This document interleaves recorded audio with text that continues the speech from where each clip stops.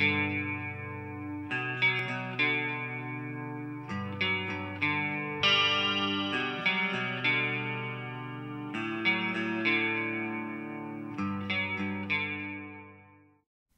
1939, the United States government embarked on a desperate quest to ensure the world's population would be protected against the rule of Nazi Germany.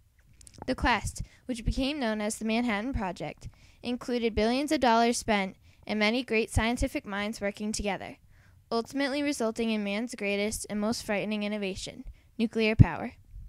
Given the amount of lives at stake, the difficulty of the project, and the short time frame to achieve, the Manhattan Project's accomplishment will forever be truly amazing. While the Manhattan Project's goal was achieved, the effects of the innovation have since impacted mankind, politics, and our environment in dramatic ways. If necessity is the mother of invention, nothing was more necessary than nuclear weapons to protect against Adolf Hitler's reign across Europe in the late 1930s. In the end, nuclear bombs were never used against Germany, although the United States ended World War II by using them to defeat Japan in 1945. In 1938, German scientists split the atom and discovered fission. With this knowledge, scientists could build the world's first atomic bomb.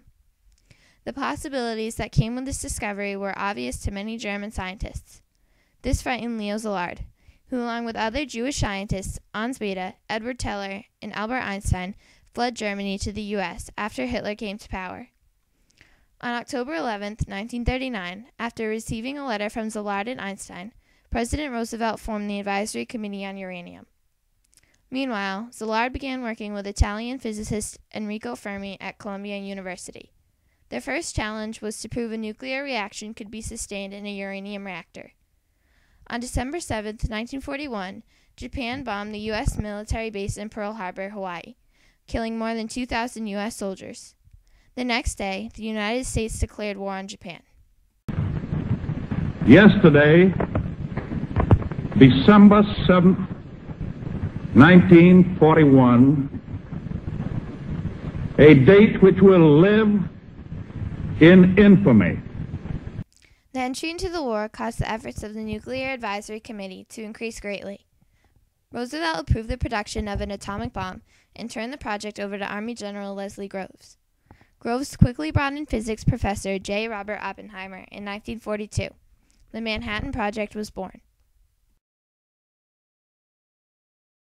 After years of planning and models, in February 1945, scientists constructed a uranium bomb called Little Boy. A plutonium-fueled bomb was also designed. The device was deemed Fat Man.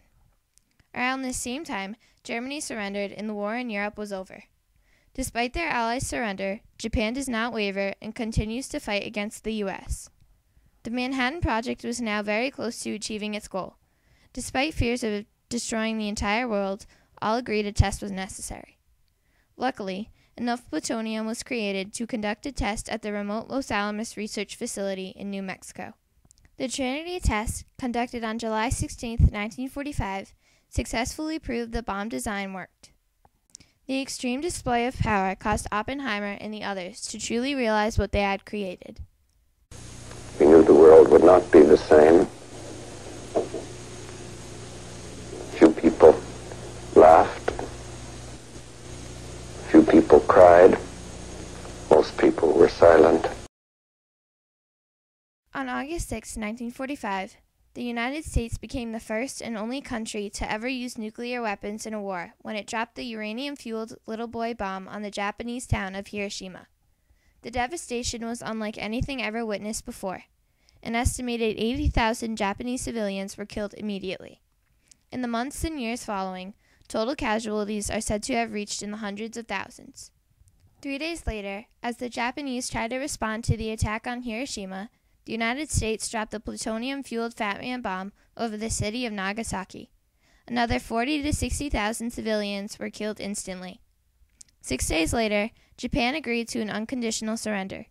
The greatest world war had finally come to an end, but the nuclear age had just begun.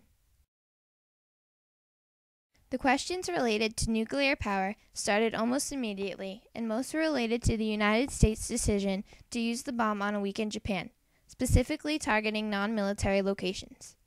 Many critics felt that Japan was close to surrendering after enduring months of fire bombings across 67 Japanese cities.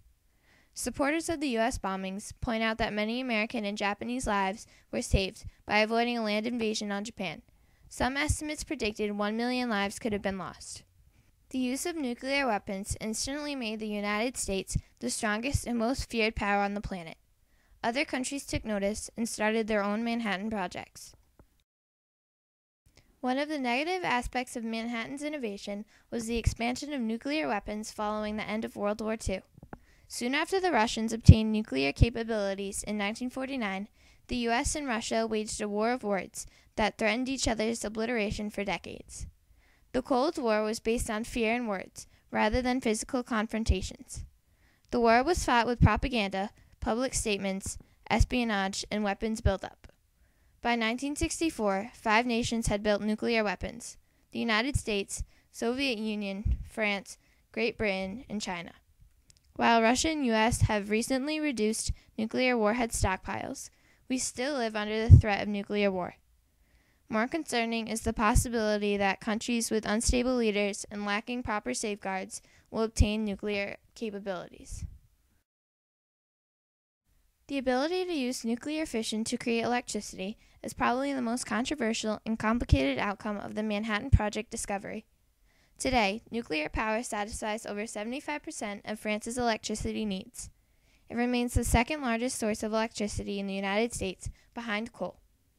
Since 1973, it is estimated that nuclear power plants in the United States have saved the U.S. economy $44 billion over other sources of electricity. Eliminating the burning of fossil fuels to generate energy has also had a positive impact on the environment. France reduced their amount of pollution related to energy production by 80 to 90% by tripling its nuclear power in the 1980s. These advances have not come without a price, though. On March 28, 1979, equipment failure and operator error resulted in a partial meltdown at Pennsylvania's 3 Mile Island reactor. This is the CBS Evening News with Walter Cronkite. Good evening. The world has never known a day quite like today. It faced the considerable uncertainties and dangers of the worst nuclear power plant accident of the atomic age. Though no deaths or injuries resulted, the event frightened the U.S. government and its citizens, as this was the first known nuclear contamination event in history. Unfortunately, it was not the only one. In 1989, a Russian nuclear reactor in Chernobyl suffered explosions, releasing radioactive dust into the atmosphere. The event killed 2 workers immediately, and claimed many others in the weeks following due to radiation poisoning. Birth defects will affect generations of families that were close to the disaster. While the total impact will not be known for decades, Chernobyl is estimated to have impacted 800,000 people across the world from radiation fallout. The area around the reactor remains a deserted wasteland today and is likely to remain that way for a long time. To date, no one has developed an effective manner in which to store waste. Unfortunately, waste from the Manhattan Project was not stored properly and leaked into surrounding groundwater in areas around the production facilities located in Washington and Tennessee. Currently, a plan to store all of the United States nuclear waste in Yucca Mountain in New Mexico has been put off by politics and concerns about how to transport the waste. The cleanup of existing contamination sites and safe elimination of future waste remains an enormous challenge and legacy of the Manhattan Project innovation. Ironically, a challenge that may prove equal to the creation of nuclear power. While we may never know the ultimate cost and benefit of discovering nuclear power, it is unlikely that we will ever witness an innovation with the same magnitude of impact and complexity. I personally feel that the individuals involved in the Manhattan Project showed the greatest example of man's ability to be innovative under extreme situations. While other innovations in history have been equally impactful, such as the car, printing press, and air travel, none will have the lasting impact that nuclear power and its consequences will have on our future. Some of these consequences lasting millions of years. Now I am become death, the destroyer of worlds. I suppose we all